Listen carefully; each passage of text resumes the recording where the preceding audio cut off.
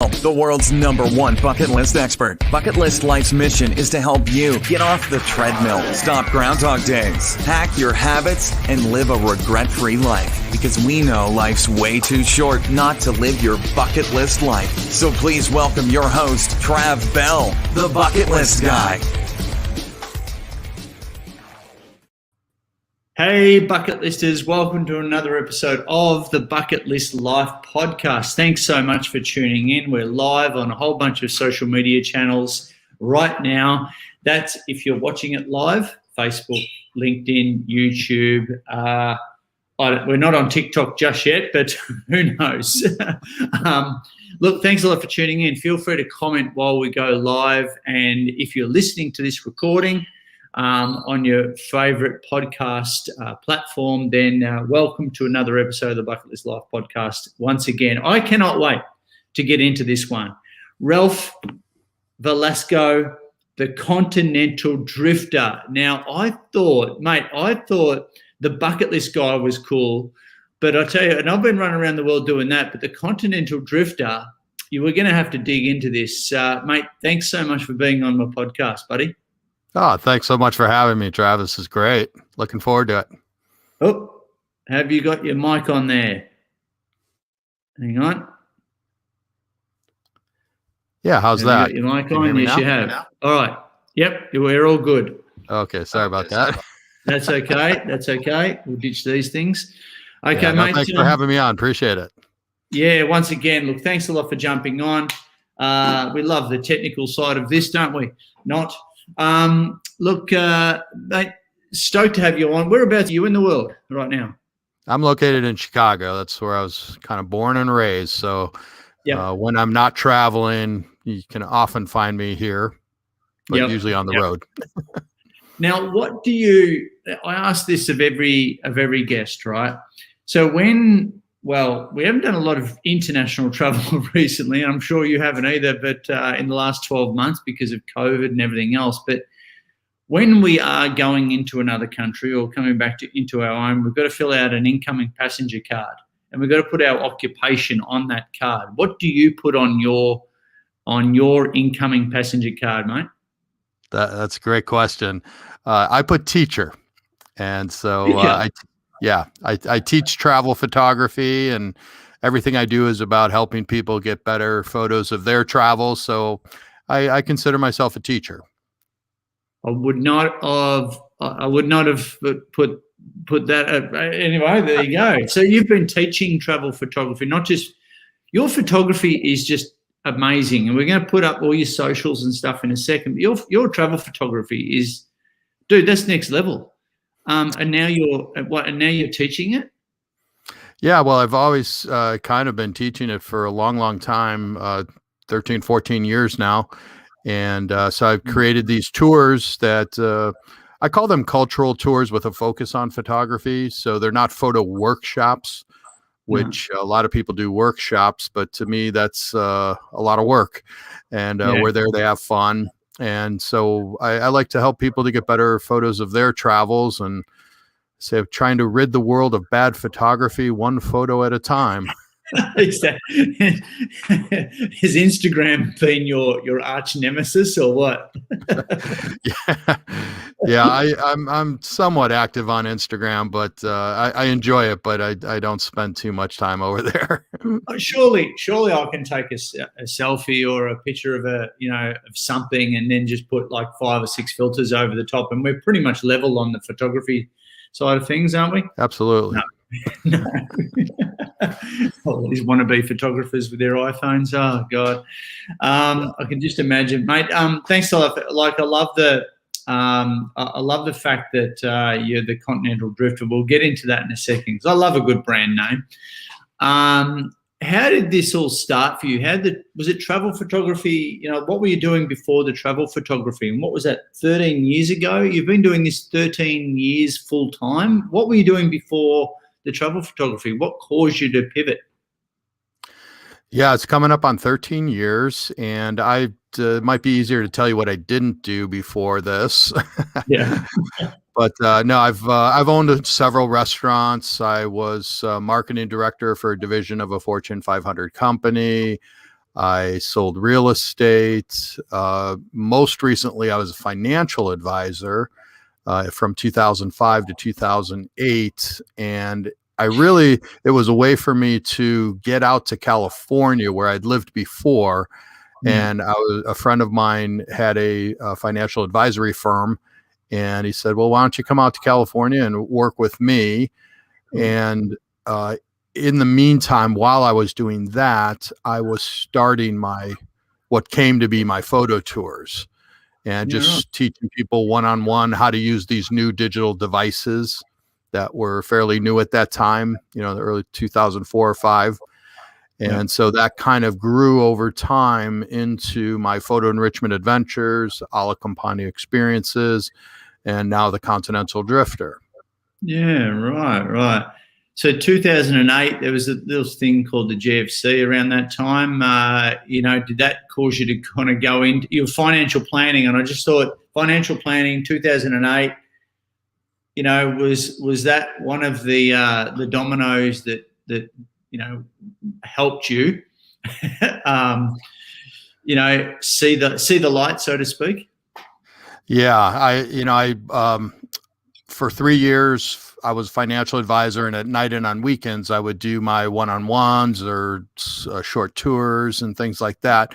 But I really disliked being a financial advisor. It wasn't what I was meant to do. So I was looking for any excuse to get out. But so the day after the financial crisis in September 2008 is when I considered that I went full-time doing this. Wow. So that was the best thing ever happened to me, even though I was a financial advisor. Yeah, I was going to say, it's always, breakdown before breakthrough, confusion before clarity, right? Right. So when does one travel photography, like what you do, full-time travel photography? I mean, hello, dream job. How do you get that confidence to go, yep, I'm going to do this full time? What you've got to have cash coming in. You've got to have monetized it relatively early. What was the pivotal moments for you, that the signpost that, I'm going to go into this full time? Well, I'm not a travel photographer in the traditional sense that I shoot for National Geographic and big travel magazines and things like that. Those are the real dream jobs. Although, when you get into the reality of them, they're a lot of work and very, very difficult. What I did in order to make money was to teach people, in theory, how to use the picks and shovels. Yeah. And so I could see that the bottom of the stock, the photography stock market, the stock photography images was, selling images themselves was probably going to fall out with the more and more people doing this, and sort of our idea of what good photography was getting, that bar was being set lower and lower. And so that meant more competition, more photographers. And so I really saw the writing on the wall. So I never put a lot of time and effort into that part of it, because that's another full-time job, and I already had 2 or 3 of those at the time. But I saw it as teaching people how to use these new digital devices. And so that's where the one-on-ones with people sitting across the kitchen table, showing them how to use their new 1 megapixel camera at the time, came to be. Back in the day, yeah, and that was advanced. And then little by little grew into half-day tours and then full-day long weekends. And I started bringing groups back to Chicago, where I'm from, and it was a free way to get a trip back to my hometown. And then eventually moved into international trips, and now pretty much all I do are international trips. Wow. And so with travel photography, you've got education. You can work for Nat Geo or something like that. You can create stock photos. Where is that industry, if you can call it travel photography? Where is that industry now? not, or where was it, sorry, before COVID and the lockdowns and everything like that? How has it evolved or not evolved with the emergence of like iPhones and where, everyone's suddenly, a world-renowned photography, just ask them, photographer, just ask them, with Instagram and everything coming online. How is that industry, evolved over the last, like 10 years, 2008 to 2018, let's say?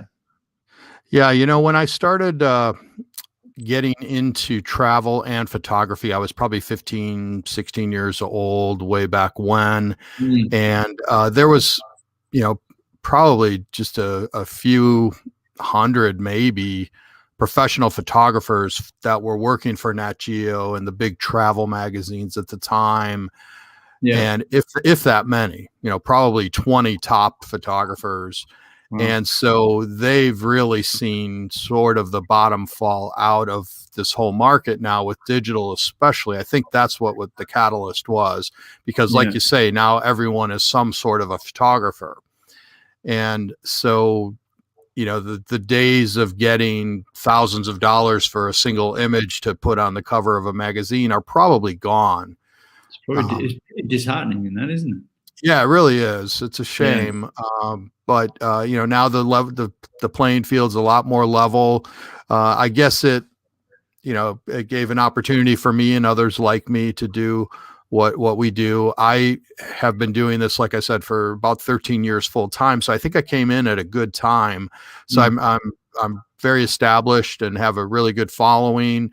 People that are coming in today are probably going to have a little bit of a harder time. Although when I started, there was no real social media, email blasts and, that kind of marketing really was just sort of coming to be. So in that sense, there's a lot more outlets to get in front of people, even podcasts that wasn't even anything. Yeah. So there's so many other ways to get your word out there. So it's, it's difficult. I mean, I'm happy that I've done well now with the pandemic. Of course, that's just, cut everyone off at the knees, especially those of us in the travel industry. Yeah. But it opened up other doors and allowed me to do some other things that I hadn't had time for, because I was on the road 9 months out of the year, leading these tours, scouting them, administering them. And so I didn't have much time for doing other things. But this past year and a quarter or so right now has allowed me to do some of those things. So it's kind of a blessing in disguise. Yeah, it has been a blessing in disguise. One of the things that I joke about is we've created a veggie patch at home. We cleaned the shed, put up some bike racks. I got my teeth done. My family got the teeth done, and we even got our wheels done. So thank you, COVID. So this is all the shit that we wouldn't have got done because we're traveling around the world as well. When do you pivot? So was that the thing that helped you pivot from travel writer, a travel photographer, to Continental Drifter now, or how has it affected you? I've had this idea for the Continental Drifter for probably 12. I love this superhero brand, by the way. The Continental Drifter. It definitely stands out. It's so cool. Yeah, thanks. I've had that idea for probably 12 or 13 years now. Yeah, and it started out as an idea for a TV show, which I'm still working on, and I actually shot the pilot for back in September of 2019. Wow. Well, cool. Today, this time is not a great time to be trying to launch an international travel show. So it put us back a little bit, but doesn't mean that it's still not going to happen.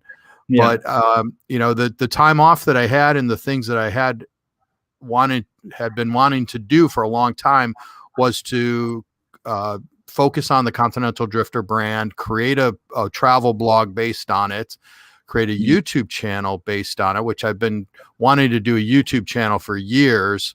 But when you're traveling, it's hard enough to do it now without traveling and going back into the archives of all the video I've taken over the years and putting that into an episode a week. But then when I start traveling with groups again, hopefully by this summer, at least by fall, it's going to be difficult to put together an episode a week like we have been, because it's a lot more work than I expected. Yeah, I hear you, mate. I'm exactly the same. It's you need a whole team of editors, and people going through all your. It's kind of debilitating in a way, isn't it? Because you just don't want to go out and create even more content to make the situation even worse. So yeah, it's I'm facing the same thing. It's all about systems and getting other people to help you and blah blah blah. But hopefully, it doesn't that part of it doesn't take you away from doing what you do best, which is going out there and helping people and taking great photos. So the Continental Drifter, what is that? Is that the brand now that you're running with, and where does that sounds like it's given you even more scope to do other things? Yeah. So the idea, you mentioned liking brands and branding, and I love that too. And so my initial company was called Photo Enrichment Adventures. And that's more the photography tours. I don't even call them photography tours because they're cultural tours with a focus on photography. So I get non-photographers, spouses of photographers, people. So they're not a hardcore workshop where it's 24/7 photography. Even I don't want to go on that kind of trip. No. Yeah. So then about 2 years ago, I created Alla Campagna experiences, which were less about moving around a whole country or region and spending 2 weeks in India or Cambodia or Morocco, but more spending 6, 7, 8 days in one, maybe 2 locations, and learning to, being immersed in the culture, meeting the local people, trying the wine, seeing how they make the local cheese and really getting into the culture. To me, that's the best part of travel. And so that's why I created the Alla Campagna experiences. And those are mainly based around the Mediterranean countries. Cool. So Portugal, Spain, France, and Italy. And now the Continental Drifter is sort of going to be an umbrella that those will kind of come under. Yeah. I was going to say, what is Alla Campagna? What does that mean? What's that translate? Yeah, Alla Campagna means to the countryside in Italian, which we're going to be staying at agriturismos and beautiful private castles and wine estates and gorgeous properties where the property itself is a destination. But it's also an homage to my mother, whose maiden name is Campagna. So there you go. Out. Yeah, worked out. Very cool. Very cool. Hey, look. In all of your travels, how many countries have you crossed off the bucket list? The travel bucket list. I really don't know. Probably 70 something. Now this is going to be super difficult, but I want to get into it. Top 3 places and why that you've been to. Yeah. So my stock answer is that if people ask me my top 3 cities. I'll say Chicago is in the top 3 and the other 2 rotate. Come on, you can't. And I might be a little biased because I'm from Chicago. Right. But that's just kind of the fun answer. But, more recently, some of my new favorite places that I've been to have been Portugal, which is absolutely off the charts wonderful, and the Republic of Georgia. Really? Capital of Tbilisi is absolutely fantastic. There's just wonderful mountains like the Swiss Alps that I never knew were like up on the Russian border. Armenia is an incredibly varied country with beautiful landscapes, wonderful food, interesting people. Armenia. Yep. What else? Argentina has always been a favorite of mine. Yeah. There's some good photography down at La Boca. Hey, all the coloured Right. houses. Yeah, you can't. It's hard to take a bad photo down there. It is. It is. Yeah, yeah, and so rather than, when you go into, what sort of photography do you like to take? Is it the hills, the landscapes, or is it the deep dive into the city, into the culture, into the people? What really appeals to you? What do you love getting nitty gritty on? Well, if I had only one category of a shot list, so I created an app called My Shot Lists for Travel. Right. And it's just that. It's a shot list. It's a list of the kinds of shots that you should be aware of when you're in a place. And I created this about 10 or 12 years ago, sort of at the beginning of apps and things way back when. And it was just meant to be sort of a shot list in your pocket, on your smartphone, on your iPhone, because it's only for iOS. Of your own photography. For your own photography, exactly. Right. And so the idea is that the more you know what you're looking for, the more you're likely to recognize it when you see it. So having this idea of, okay, I let's just say that someone considers themselves a landscape photographer. Yeah. If they come back with just landscapes of that place, to me, a travel photographer, I think that's somewhat boring. Yeah, it's robbing a travel photographer needs to come back with a variety of images that tells the complete story of the place. I love that. And so that's people, interiors, night scenes, landscapes, the food, et cetera, et cetera. And but if I had to nail it down to one category, it would be people. Yeah. And okay. It's one of the hardest things to do is photograph the local people, because we all start out somewhat shy and we don't want to bother people. We feel half of them ask for money. Sometimes they ask for money. Yep. And so that's a very cultural thing, because there's some countries where they wouldn't think of asking you for money, and others where they wouldn't let you take a picture without getting money. That's something that I always set my people up for on the trips that we go on, is what to expect in that sense. But I love people photography. It's just so wonderful. So I just thought of a question then. Look, because when you're in photography mode, you've always got that, that'd make a great shot. That'd make a great shot.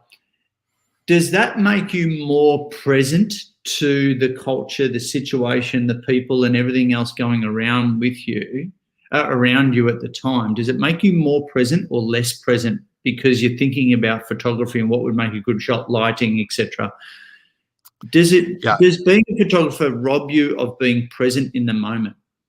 Sometimes, absolutely. That's a great question. And I tell my people, because I often get people that are just so into photography, that's all they want to do all day long.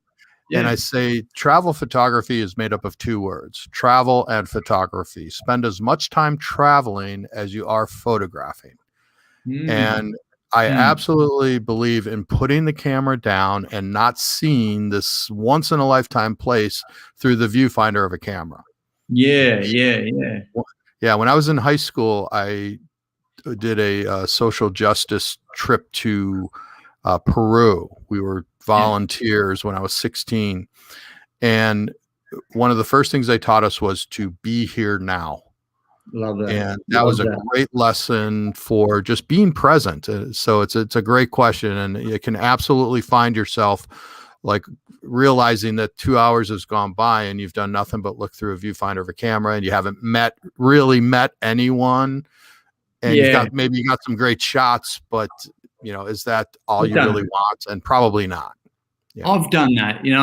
I've filmed a bunch of content around, in my travels as the bucket list guy. I've gone for the shot, and I've come out of places, whether it be cities or countries or even just experiences, and gone, you know what? I didn't sit and put down the lens, and I wasn't present, and I felt robbed to a certain degree, but I've got no one else to blame. It was just me, just with that kind of photography filter on, which is not cool. So I love your answer there, man. Really, really cool. So I Yeah, I'd like to encourage people to put the camera down and be Yeah, there.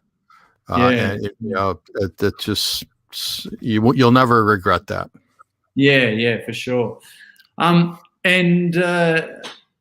when you so what are the places you haven't gone that you still want to visit and capture? Yeah, Colombia is high on that list. It's a country I've always wanted to go to, and I'd love to see. I've been to Tokyo, but I would love to see more of Tokyo because I was only there for 4 or 5 days. And it was actually, and here's a quick tip for your audience, for your traveling audience, is I was looking at flights back from Vietnam, where it was at the end of my trip, and I was coming back to the U.S., and I found a flight that went through Tokyo and then Chicago. And I called the airline and I said, would it be okay if I laid over in Tokyo and just made my onward flight 5 or 6 days later? And they said, fine. And some airlines will even let you do it up to 365 days. You can stay. And it's almost like getting a free trip to that place. Tokyo was a place I'd always wanted to go. And so I was able to stay there for 5 days. I got a cheap $80 a night Airbnb. And, Japan's not known as being an inexpensive place. And so that was kind of a nice discovery. So, but I'd love to see more of Japan. Absolutely. There's more of Thailand. I've not seen a lot of Thailand. Other parts of India. I've done a lot of Europe, which is really my favorite continent for just variety and just different foods and people and cultures and languages and stuff. So how are you feeling? Are you feeling because travel is, and the travel industry is the biggest on earth. Are you, like me, you're feeling for some of these people that all they rely on for their income is tourists and the tourism dollar? I'm sorry, you cut out there, Trav. The feeling for people that what? Yeah, feeling for people that where they just rely on travel, and the tourist dollar to make a living. People like me. Yeah, and me to a certain extent as well. I'm a professional speaker as the bucket list guy running around the world. Hasn't met a lot of big events lately. I mean, in some of these countries, unfortunately, I've heard that unfortunately a lot of crime has started to come to the fore because there hasn't been the tourist dollar that they're used to.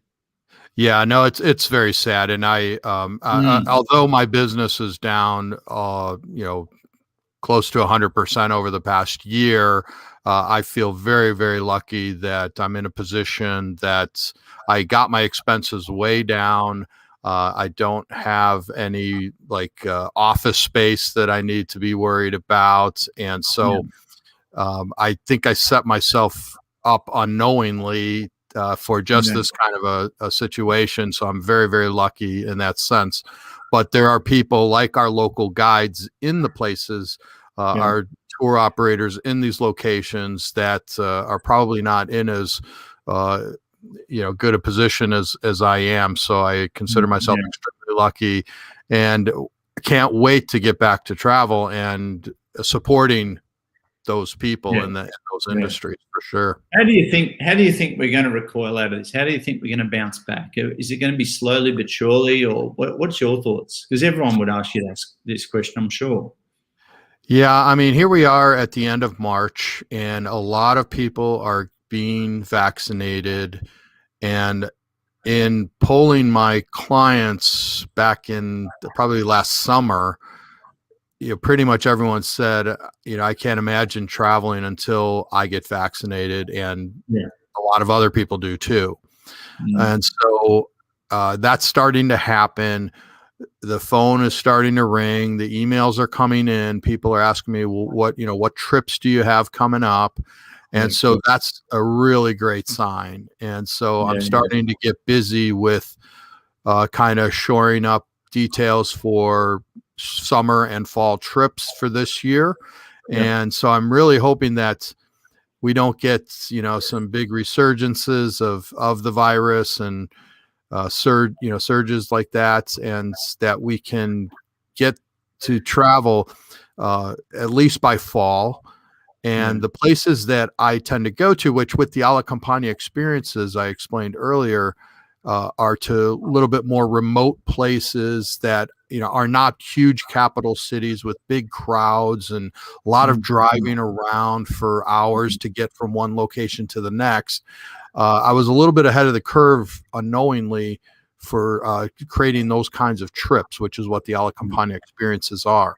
Yeah. So those kinds of trips, I think, are the ones that are going to come back more quickly than the big cruise ships or the Rome, Venice, Florence, where it's just huge, very crowded cities. Big petri dish. Yeah, exactly. So ship is a floating petri dish, isn't it? Yeah, for sure. Yeah. Yeah. So do you believe in no vax, no travel thing? What are your views on that? Well, isn't it? Yeah, it's a tough one because I know a lot of people don't want to get vaccinated, but it sure seems to, I believe in science, and I believe in the testing that they've done, and I'm, much more. I've gotten one of the two shots so far, and I'm looking forward to the second, and so I know I'll feel more comfortable traveling with people that have been vaccinated, and certainly being on airplanes and stuff. So. I think the more people that do get vaccinated, the safer we'll all be. Yeah, I know down here where I live I'm about an hour and a half out of Melbourne, and I go to the gym most nights, and there's this guy who's very, very much involved in the pharmaceutical industry, and he said, there's literally every lab in Australia, and I dare say all around the world, every lab was working on COVID. Yeah. Just to find this vaccination. So anti or pro, I reckon they've done their homework. I reckon they're not going to just put it out there for the sake of putting it out there. They want to really for the impact that it's had on all industries, not just the travel industry. I reckon they would have got it half right. I think so too. I agree. Yeah, you'd reckon. Hey, mate, look, I'm going to put your website up here before I ask you this last question. Let me just find that. Here we go. Look at that. So, guys, this is the Continental Drifter. I'm with Ralph Velasco. Amazing photography. And I tell you, your Instagram is just, there's Instagrams and then there's Instagrams. And then there's the Continental Drifter's Instagram. But it's not Continental Drifter. What are you on Instagram? Yeah, it's a good question. And it's a problem when you have 3 or 4 distinct brands, if I consider myself a brand. Mostly I'm at Ralph Velasco. I do have a Continental Drifter profile for just about everything. But if you look for at Ralph Velasco. Seriously, these aren't just, these are like next level. Guys, he's good. All right. So if he's not, these are like, I jumped on it. So you took all these photos. Oh yeah. And to be honest, a lot of them were iPhone photos, believe it or not. Don't hurt me. Don't say that. Well, I'm really big on, I'm really big on the fact that it's the first tip in my book is that it's not about the camera. Especially now with these smartphones that have such high quality glass and everything in them, you can get some really great shots with just a smartphone. And so don't let the technology, or I need a bigger, heavier camera to, get good shots. That's simply not true. There's hope for me yet, because the inconvenience of traveling around with a big, digital camera versus a phone, that's got to have, the game has got to be changed because of that alone, right? But it's what you see. It's not about the technology. Yeah. And I'm shooting probably at least 50% with my smartphone now, which I use an iPhone. But it also gets me the video, the time lapses, slow motion, panoramas. I can do some post-processing. I can share right from the device. It's Yeah. just incredible what you can do with Ah. these smartphones nowadays. So take advantage of that. Oh, this one. So your Taj Mahal picture absolutely shits on the one that I did, mate. I've got to say, I've been through those gates. I know that. Yeah. Really well. Wow. So Yeah, when I the Taj Mahal is one of the hardest this is really things to cool. photograph in the world, and it's because it's so perfect and so Yeah. symmetrical and so over photographed. It's hard Yeah. to come up with anything unique or interesting. So That's right. that's pretty much all of our goals, I think. So Yeah, you're so right. And when I went on, it's funny when I went onto your into your stuff, especially here on your Instagram. I thought I was actually on a stock, like the stock photo library. You know what I mean? And I'm like, dude, are these so currently? Do you sell this to stock photos, or are some of these stock photos that people can use? I really don't. Like I said, that's another full-time job, is just getting those up there Yeah. onto the sites and optimizing them, and doing all the different sizing and everything. And I'm just going back into my library of photos. I moved from a program called Aperture to Lightroom, and Okay. so I'm just kind of getting all those libraries of photos from different trips over 12 or 15 years into one place. And I'm finding all these really wonderful gems of photos that, wow, I forgot about meeting that person or seeing that place. And these are some pretty nice shots. And so it's like Christmas every day when I go and see these old images. So one of my goals over the next couple of years is to organize sort of the best of the best, and eventually maybe put them up on a stock site. So we'll see. But for the most part, those are just for people's enjoyment. Oh, very cool, very cool. Well, they're absolutely fantastic, man. And look, guys, I just want to finish with this last question. Ask every guest on the Bucket List Life podcast, Ralph, is imagine a stadium full of people, right? And we've got a big raised stage at the front and a big booming microphone. What would you like to say, and who? Big, nice and loud. What would you like to say nice and loud, and who do you choose to be in the audience? Trav, unfortunately you cut out there. Were you saying that if there was a big stage and a microphone, what would I like to announce to a big audience? Yeah, who do you choose to be in the audience? Who do I choose to be? I'm sorry, you cut out there. Right at the money question. Do you mind repeating that again? Because I want to give you a good answer. All good. So we've got a stadium. We've got a big booming microphone at the front on a stage. Who do you choose? What do you want to say, and who do you choose to be in the audience? Wow. Well, my big saying is life's too short not to travel. And there's an inordinate amount. Very few Americans tend to have passports. Yeah, And a lot so don't. it's, a lot of Americans don't have passports, which is pretty sad. So I would like to encourage people to get out and travel. So, life's too short not to travel or do anything that's on your bucket list. And I'm not just sucking up to you, but I'm in the midst of writing my second book, which is about, how life is short, and we've only got one go, and you better do what you got to do, or, you're going to have regrets or not finish what you wanted to do or become what you might have been. Yeah, that's why we got you on here. That's why we got you on here.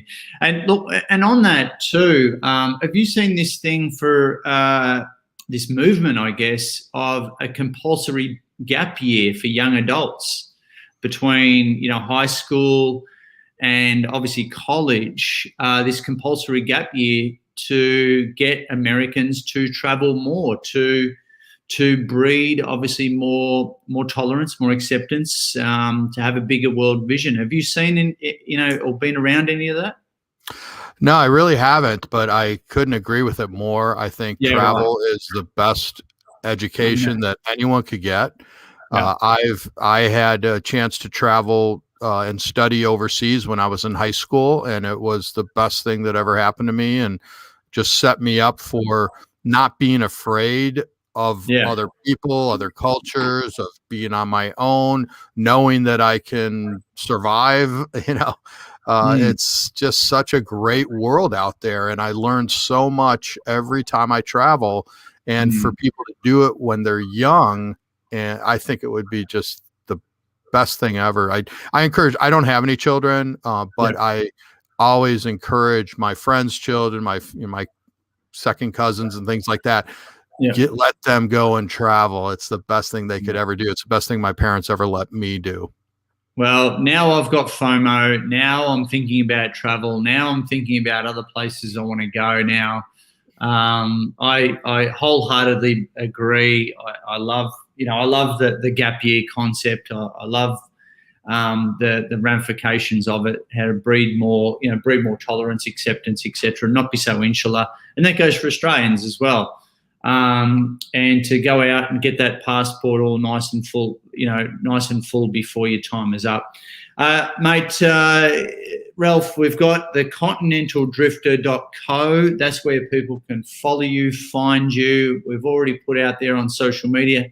Any other places that people can get in contact with you? Where are these next tours? How can we find out about those, mate? Yeah, sure. So people can find me at Ralph Velasco and at Photo Enrichment on just about all the social media outlets. You can go to photoenrichment.com for the more photography type tours, and alacampagna.com, and I'm sure you'll put it in the show notes or somewhere that people can find out about those types of trips. And my goal is just to get people into somewhat uncomfortable situations where they will absolutely fall in love with the place, and try things that they never thought that they might try, foods that they never thought that they would eat, and what's the weirdest, live a little. What's the weirdest food you've ever eaten? Go. Trav, I don't know if you can see this, but this is what is that? Oh, I live for today. That's awesome. Yeah, this is another one of my sort of sayings. I live for today. This is that's when I was 24. You can hardly see that. So I used to have hair, and a beard. And so that was when I was 24, and I did a round the world trip and by myself for 5 months, and got down to your neck of the woods. And that was, as you can imagine, one of the great experiences of my life. But, encouraging people just to live for today, because no one knows if we've got tomorrow. That's it. Where was that photo taken? That was taken in Crete. Oh, Greece. wow. Very cool. And for those that aren't watching, who are listening to this podcast, I just showed a photo of a lot of hair, both top and bottom, in front of a big wall that said, "I live for today." That was awesome. Hey, Ralph, thanks so much for being on the Bucket List Life podcast, mate.